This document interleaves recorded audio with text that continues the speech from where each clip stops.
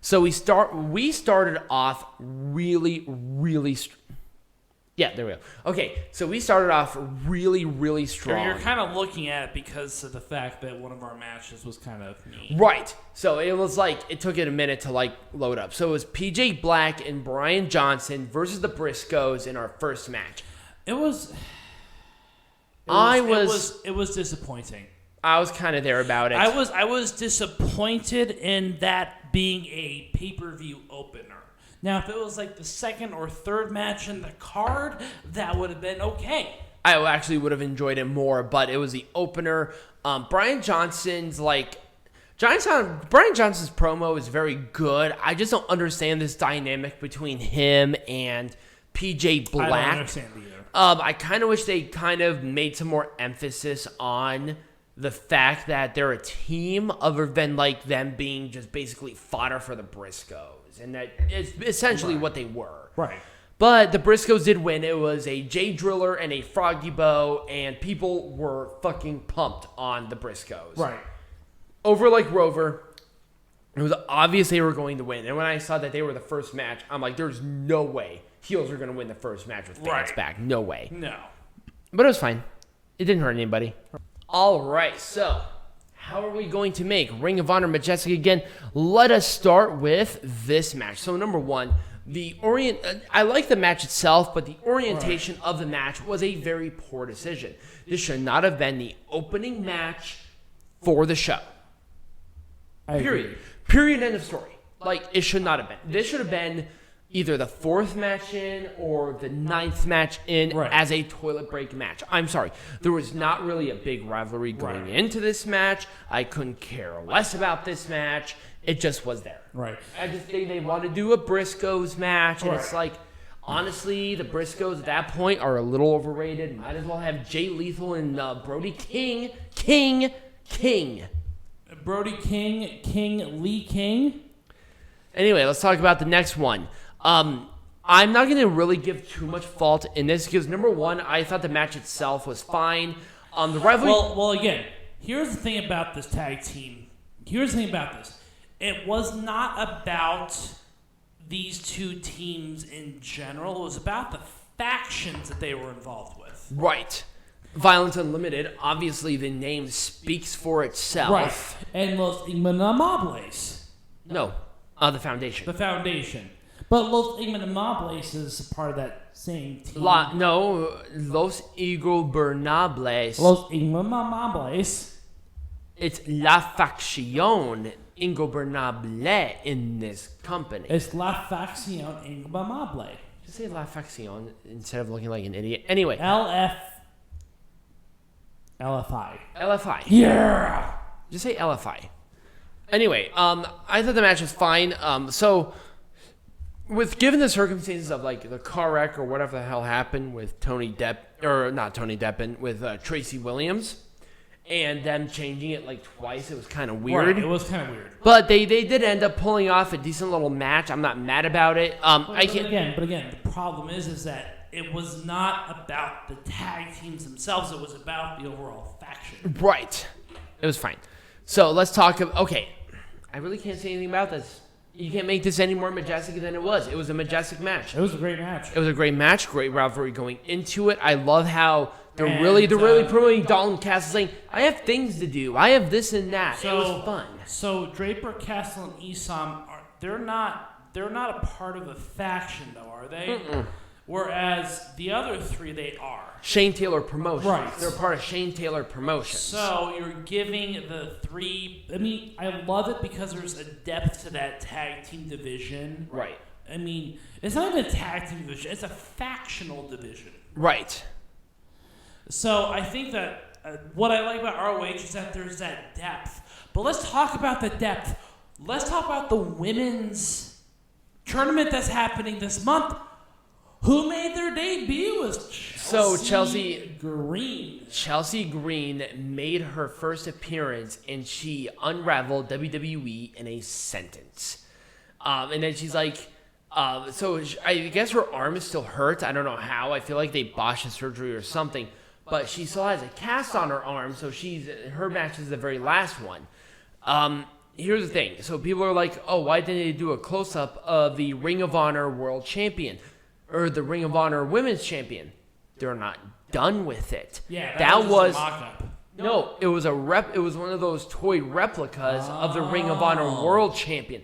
That's why I said that looks like a smaller version of the Ring of Honor World Champion. But anyways, because it was. Anyways, Chelsea Green took a couple jabs at WWE, which we kind of expect at this point. Whatever, because I guess she doesn't have any talent. Anyway, let's talk about Jonathan Gresham and Mike Bennett. Here's the thing. Mike Bennett should have won. He should have won. I mean, even though I chose Jonathan Gresham, I knew he was going to win, and that was based out of necessity of keeping the belt. Jonathan Gresham is a great representative of the pure division. But Mike Bennett had the story to go into this, and I think it would have been a great feel-good moment for not only him, but for the fans. Even though Mike Bennett's a heel-ish. Right. Isn't Mike Bennett kind of a heel-ish? He's kind of a heel. And Jonathan Gresham. I don't know. With ROH, it's they just don't want Jonathan Gresham to lose, but it's like Mike Bennett would have been the right person to do. Number one, he has a backstory. Number two, he has a talent. There's going to be a rematch. And he was really popular. There's a rematch. This would have been it. This is best in the world. This is their biggest event other than their anniversary show. They're going to have a rematch. Stupid. So stupid. Stupid. It was. Ooh, let's talk about this one. All right. So, speaking of stupid, why did they not give Bandido the moment with the championship? He beat Roosh by roll-up. I don't care if it was by roll-up. He beat him. Roosh is still a credible number one contender, but why didn't they give him that? I get it. La Faction Ingobernable should have attacked him. That's fine. I don't care. But why not have him have the belt?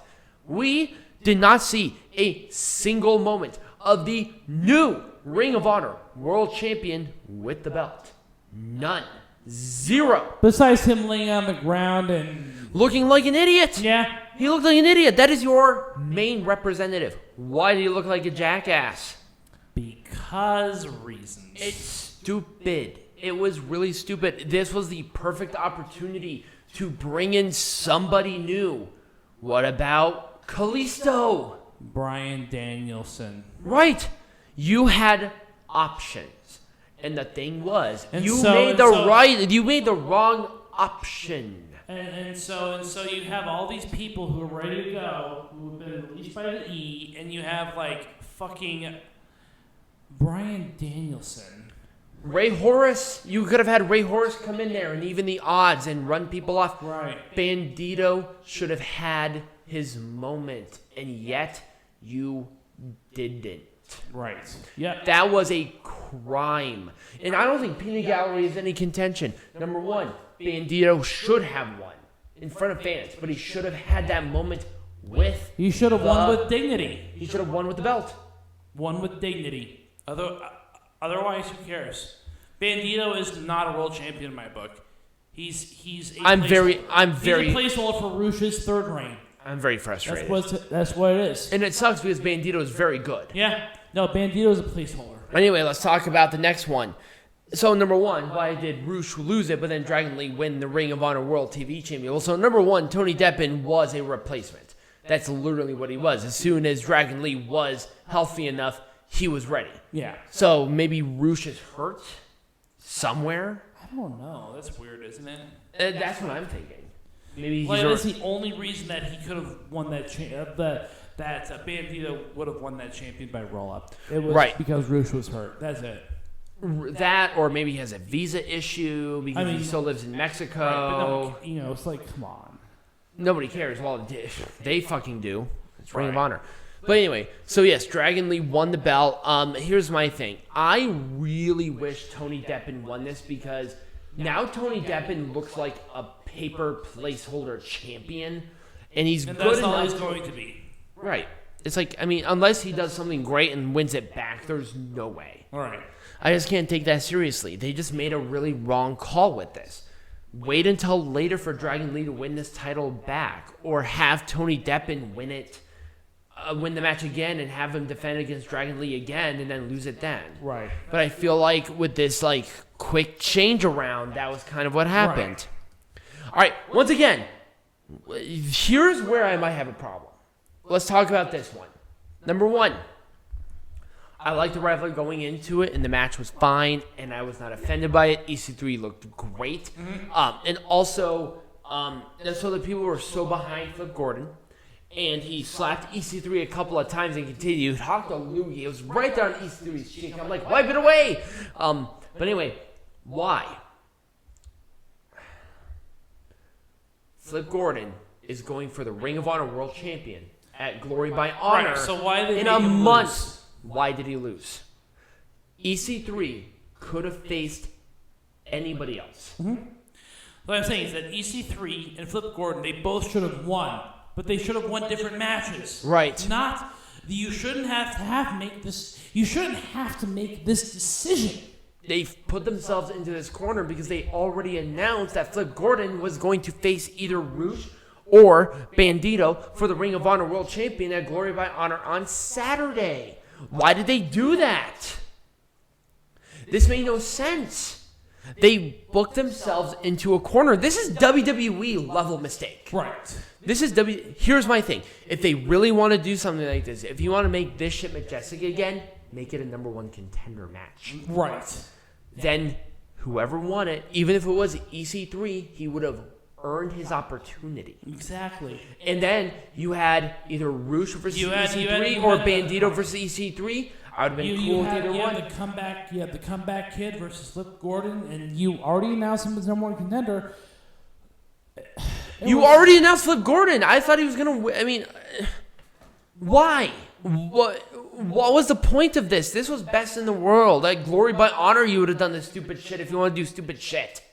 This was such a bad choice. Right, it was. It was a bad choice, not for the match itself, but for putting these two together where they both had something to prove. Right. Let's talk about this one. That no one cared. So what about this? Why not switch some of the contenders for these matches? Let's do Josh Woods and EC3 and then Flip Gordon and Silas Young and do that. Exactly. And then Josh Woods and Silas Young are the losers for both of those matches. Right. Or vice versa, or whatever they're going to do. Right. But the point is that EC3 and Flip Gordon both get the chance to fucking win. Right. Why? Why did they do that? And then, obviously, it was Josh Wood and Silas Young. They had a rivalry. Right. They had a rivalry going into it. The match itself was very, lackluster. It was a wet fart in church. It wasn't very good. It was a fart that you're not trusting. It was a fart. Right. So, it was what it was. I don't know what to do this. I would have done maybe something a little more personal, a little more intense. Maybe book the match a little bit differently, but that's a producer problem, not a booking problem. So, I loved how they booked this. I loved it. Did we talk about this already, Jay Lethal? No? Oh. No, we talked about the result of it later because we skipped over it. So, anyways, Jay Lethal and... This was the right call. Yes. By 100%. Right. Even though you chose Jay Lethal. Jay Lethal was already an established main eventer. He can lose him 10,000 matches. He is the Hiroshi Tanahashi of this promotion. That's true.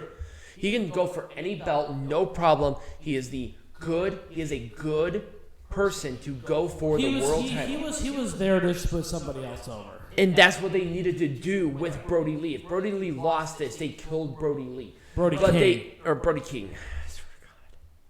I did that again. They did this so great with Brody King. Do I have to, replace you? No. Because you already have your own mic. I would have done the same thing on that one. It wouldn't have made a difference. But they needed to do something with Brody King to make him an established competitor. I'm going to hit you. So I had to push him out of the way. Right? So the problem is that Brody King needed this win. Jay Lethal did not. And they made him look so strong as well. They did this right. And I'm so happy about this. I wouldn't have changed a damn thing. Right, and I think that covers all of our main show matches, Except for demonic. So okay, let's do the hour one matches. Here's the one thing. I like this match. They did a great job. My problem was, why did they do it here? They should have built a budding rivalry between these two specifically. I was okay with it. They should have built a different rivalry specifically between these two and had this at Glory by Honor. Yeah, I was perfectly fine with it, though. Nah. Yeah. Now, this match should have been on hour one. Danhausen and PCO are the next number one contenders for the Tag Team Championships. Obviously. If they don't do this by Glory by Honor, a lot of people are going to be pissed. I'll be pissed. Up there goes some more trash cans rolling around here in the wind. It's very windy outside right now. Yep, we're not putting our trash cans out until later. I don't care. I'm actually kind of curious. I might go out there and look at it later. But anyway, other than that, do you have anything else to say about any other match that we have covered when we make Pro Wrestling Majestic again? Not really. I think you did a pretty efficient job of making Pro Wrestling Majestic again. But I want to hear from you guys. Did you watch the show? Let me know what you think about it. What would you have done for each match? Comment down below. I'm wrestled out for the week. Yep. So next week. So we're going to do Slammiversary and Money in the Bank. Luckily, they're on 2 different nights, so we're not going to have an issue about streaming both of them. We are still doing we're going to resume wrestling, and we're going to resume heckling. Yep. And we're going to go with that. We have a very exciting topic for our later in July. There's a weekend where we don't have any pay-per-views, so we're really excited about that. Absolutely. And thank you guys so much for listening. Follow us on social media. All of the links are below this video, and as always, boy, Majestic.